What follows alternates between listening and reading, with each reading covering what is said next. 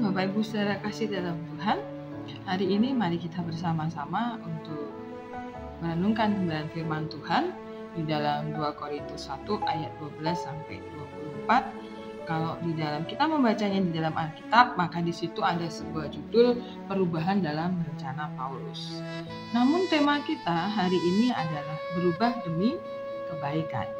Bapak Ibu saudara kasih dalam Tuhan, acap kali kita diperhadapkan dengan yang namanya kita diminta untuk melakukan sesuatu yang mungkin kita tidak suka. Ya contohlah kalau misalnya saya seringkali mendengarkan cerita ilustrasi tentang burung Raja Wali. Ya, burung Raja Wali bagaimana dia melatih anaknya untuk dia bisa terbang. Maka dia akan menggoyangkan, gitu ya, dia akan menggoyangkan sangkarnya yang ada, dan Raja Wali itu nggak pernah yang namanya dia membuat sarang itu di atas pohon yang pendek gitu, tidak, tapi dia pasti ada jauh di atas, bahkan di tebing gitu, yang mungkin ya sulit lah untuk dijangkau oleh manusia. Nah di sini Raja Wali, sang induk Raja Wali ini, dia melatih anaknya untuk dia bisa terbang ya dengan cara seperti itu. Sangkar yang ada, sarang yang ada ya, sarang yang ada dia goyangkan sedemikian rupa sehingga anaknya ini merasa tidak nyaman, dan mau tidak mau kalau dia tidak nyaman maka dia harus keluar ya, dia harus terbang untuk mengepakkan sayapnya, dan itu pastinya satu hal yang tidak menyenangkan ya. Bagaimana, kan lebih enak untuk dia tinggal di sarangnya, terus kemudian apa-apa disupport sama induk Raja Wali. Tapi di sini ada hidup yang harus dirubah dari si anak Raja Wali ini ya, untuk dia bisa terbang dan kemudian dia belajar untuk terbang. Dan ternyata memang berhasil, satu hal yang tidak menyenangkan. Yang namanya perubahan itu kalau untuk diri saya sendiri ya Bapak Ibu Saudara, saya sendiri tipe orang yang gampang stres kalau yang namanya ada perubahan. Contohnya beginilah, pindahan rumah. Saya sempat itu dulu sampai saya datang ke psikolog, dan kebetulan dia adalah teman saya, karena kok berhari-hari ini perut saya mual, saya muntah-muntah, padahal saya tidak sedang apa-apa, tidak menjalani diet, terus kemudian juga perut saya baik-baik saja, begitu kan. Dan saya ceritakan semuanya ke teman saya, dan teman saya mengatakan, kamu stres loh.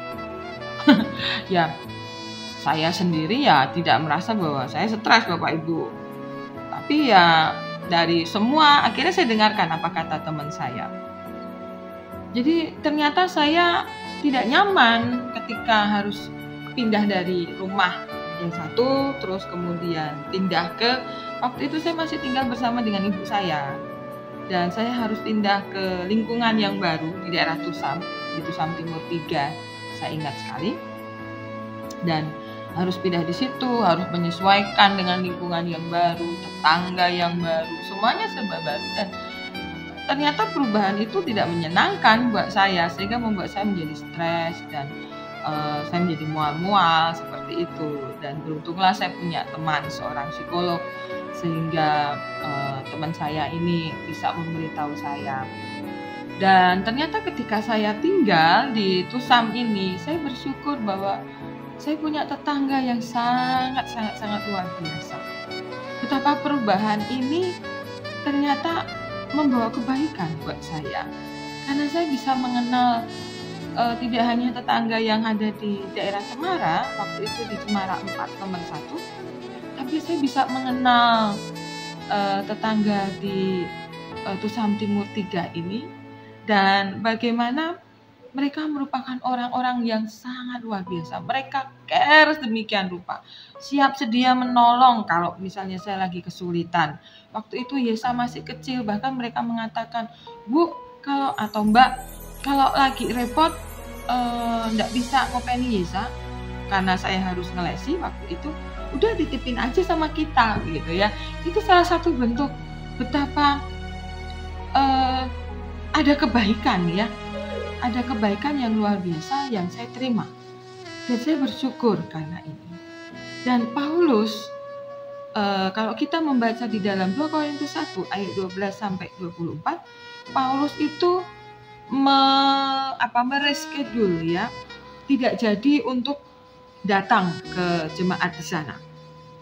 Dan di sini sebenarnya Paulus tidak jadi hadir bukan karena apa-apa, tapi karena memberikan kesempatan bagi jemaat di sana untuk mereka memperbaiki, karena ada terjadi masalah-masalah internal. Jadi ada konflik internal dan Paulus tidak mau untuk kemudian dia mungkin terjebak di sana, dan dia memberikan kesempatan untuk mereka bisa saling berubah satu dengan yang lainnya, dan tentunya itu membawa satu kebaikan dan benar adanya. Dan dalam kehidupan kita, ketika kita membangun persekutuan dengan rekan-rekan, ketika pastinya ada gesekan, pastinya ada yang namanya penyesuaian ya. Seperti saya menyesuaikan diri ketika saya pindah ke Tusam, di daerah Tusam ini. Tapi itu semuanya ternyata membawa kebaikannya sendiri. Jangan lupa untuk selalu meminta petunjuk dari Tuhan. Jangan lupa untuk kita selalu berdoa, membangun hubungan dengan Tuhan, supaya ketika kita diperhadapkan dengan kondisi di mana kita harus menyesuaikan diri, kita harus berubah, maka Tuhan yang menjadi penuntun kita. Kita selalu menjaga dengan baik hubungan dimanapun kita berada, dan kita harus berani untuk menyesuaikan diri, berubah demi kebaikan, walaupun itu tidak mudah. Saya pun sampai sekarang juga masih berusaha untuk terus berusaha untuk saya bisa berubah menuju kepada hal yang baik, untuk saya bisa menjadi berkat bagi orang-orang yang di sekitar saya, tidak hanya bagi keluarga, tapi buat sesama saya di luar keluarga saya. Mari kita sama-sama berubah demi kebaikan dalam tuntunan kuasa Tuhan Yesus dan dalam tuntunan Roh Kudus, biar kita lebih mengutamakan tuntunan Tuhan untuk kita bisa berubah, dan bukan berdasarkan nafsu belaka, bukan berdasarkan karena kita ingin sesuatu hal yang berbeda. Pujilah nama Tuhan Allah kita. Selamat berubah untuk menuju kepada kebaikan. Tuhan Yesus memberkati.